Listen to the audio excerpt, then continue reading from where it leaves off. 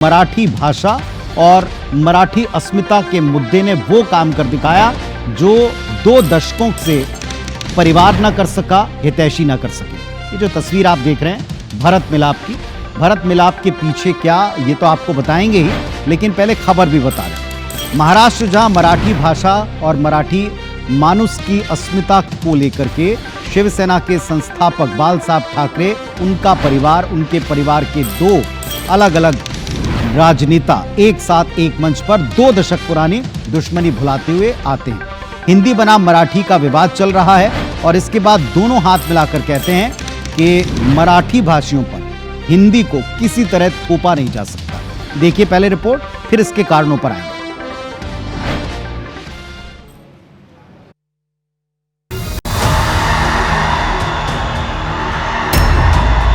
महाराष्ट्र में हिंदी मराठी विवाद, 20 साल बाद ठाकरे ब्रदर्स साथ, मराठी बोलने से इनकार, राज उद्धव की ललकार।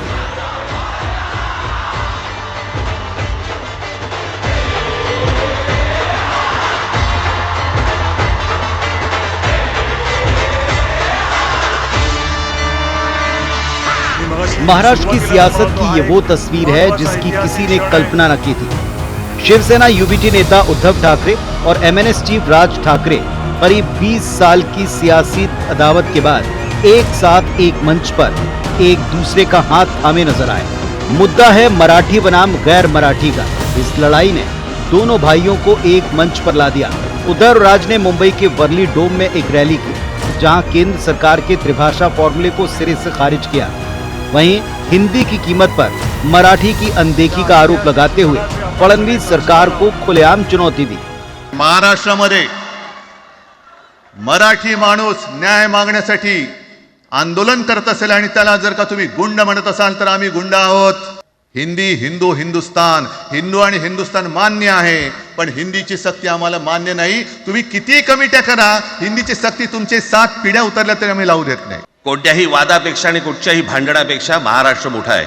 आज जवळपास 20 वर्षानंतर मी आणि उद्धव आम्ही एका व्यासपीठावरती आज येतो आहोत। जे माननीय बाळासाहेबांना जमलं नाही, जे अनेकांना जमलं नाही, आम्हाला दोघांना एकत्र आणायचं, ते देवेंद्र फडणवीसला जमलं। महाराष्ट्र की सियासत में उद्धव राज ठाकरे के 20 साल बाद साथ आने को लेकर अलग अलग मायने निकाले जा रहे हैं। मराठी भाषा को लेकर ठाकरे ब्रदर्स ने ललकारा तो जवाबी हमला भी जमकर हुआ कि हमने हमेशा एकात्म भारत की बात की है। सब भाषा का सम्मान करना चाहिए, क्योंकि हमारे देश की विशेषता ये अनेकता में एकता, देश की विशेषता। वहाँ की सरकार पूरी संवेदनशीलता के साथ में इस पर लगी है। इस तरह की विभाजनकारी ताकतें, फिर मैं ये कहूंगा, जो लोग ये कर रहे हैं वो उसी इंडी गठबंधन के सहयोगी पार्टियों के लोग हैं जो संविधान की रक्षा की जो कि है अपनी किताब जेब में रख करके और संविधान की रक्षा का संकल्प देश भर में लिए हुए घूमते हैं। सियासत में एक बात अक्सर कहते हैं, यहाँ ना कोई किसी का स्थायी दोस्त होता है न स्थायी शत्रु। वक्त और मौके की नजाकत पर नेता पार्टी और पाला बदलने में जरा देर नहीं करते। भाई दुश्मन बन जाते हैं और दुश्मनों को सगे भाई की तरह गले मिलते देखा जाता है। राज और उद्धव आज महाराष्ट्र में सियासी वजूद के लिए संघर्ष कर रहे हैं। अब देखना होगा कि राज और उद्धव का ये साथ उनके अपने गठबंधन और सरकार की सेहत पर क्या असर डालता है। बड़ा सवाल ये भी कि क्या आने वाले मुंबई महानगर पालिका चुनाव में दोनों साथ मिलकर लड़ेंगे या फिर ये एकता सिर्फ हिंदी बनाम मराठी की लड़ाई के लिए। Bureau report, IBC 24। वैसे राज और उद्धव ने आज अपने भाषण बड़े जोशीले अंदाज में दिए। उनका ये अंदाज मराठी मानुस को काफी भाया भी, लेकिन साथ ही साथ आज उन्होंने 2-3 ऐसी बातें की जो शायद नॉर्थ इंडियंस या उत्तर भारत या हिंदी भाषी बेल्ट को अच्छी नहीं लग सकती। उन्होंने कहा कि जो हिंदी भाषी स्टेट हैं, जो पिछड़े हुए हैं, वो हमको हिंदी का पाठ पढ़ाएंगे। ये बात शायद हिंदी भाषी स्टेट्स को किसी भी सूरत में गवारा नहीं हो सकती। दूसरा, उन्होंने ये भी कहा कि मराठाओं ने देश के एक बड़े हिस्से पर, बल्कि पूरे भौगोलिक क्षेत्र के ऊपर अधिकार जमाया, राज किया, पर अपनी मराठी कभी थोपी नहीं। तो आज उन पर हिंदी क्यों थोपी जा रही है और इस कमजोर भाषा को एक तरह से क्यों अपनाया जाए। अब सवाल यह कि 20 साल तक एक दूसरे के धुर विरोधी राज और उद्धव अपने कार्यकर्ताओं में जोश भरने के लिए, एकता दिखाने के लिए सब कह रहे हैं, या एक्चुअली वो इस बात को दिल से कहते हैं, स्वीकार करते हैं? वैसे एक साथ क्यों आए ये तो हम आपको अभी बता देते हैं। दरअसल इसकी बुनियाद नवंबर 2024 के महाराष्ट्र विधानसभा चुनाव में नतीजों से ही पड़नी शुरू हो गई या पक्की हो गई। पहले से भांप रहे थे, एहसास हो रहा था, लेकिन ये असल वजह देखिए क्या। महाराष्ट्र विधानसभा चुनाव 2024 के नतीजे आपको याद होंगे।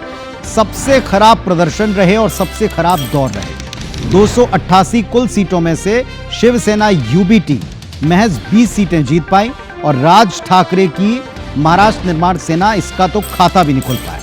शिवसेना यूबीटी को महज 9.96 वोट भी नहीं मिल पाए, जबकि राज ठाकरे के एमएनएस को महज 1.5% 1.55% वोट मिले। बीजेपी की हिंदुत्व वाली पॉलिटिक्स का काउंटर ये दोनों ठाकरे ब्रदर्स अपनी अपनी पार्टियों के रहते नहीं खोज पाए, ना उनका विकल्प बनना तो दूर की बात। एकनाथ शिंदे ने बगावत करके शिवसेना को छीन लिया, आपको यूबीटी शिवसेना बनानी पड़ी, लंबा संघर्ष करना पड़ा। बंटवारे के चलते शिवसेना यूबीटी कमजोर भी है, उसके कई कद्दावर नेता जा चुके हैं। मुंबई, ठाणे, नासिक, नागपुर, पुणे में नगर निगम के चुनाव आने वाले हैं और ऐसे में अपना वजूद बचाने के लिए साथ आना ही बेहतर है। एक दूसरे के खिलाफ चुनाव लड़ने से नुकसान विरोधियों को होगा या उनकी टूटी हुई पार्टियों के हिस्से को होगा। मराठी वोटर्स के बंटने से अगर रोका जाए तो ठाकरे बंधुओं का एकजुटता का प्रयास हो सकता है, क्योंकि सबको पता है कि इस पार्टी और इस परिवार के जो सबसे बड़े मुखिया रहे बाला साहब ठाकरे जी, मराठी मानुष की अस्मिता के लिए लड़कर ही उन्होंने अपना पूरा साम्राज्य खड़ा किया। बहरहाल अब इस एक शेक हैंड्स या एक मंच के ऊपर आने के बाद क्या चुनौतियां खत्म हो जाएंगी, ये देखना होगा। और आने वाले वक्त में ये कितना कमाल करती है जोड़ी, कितना चैलेंज दे पाती है, भी देखना होगा।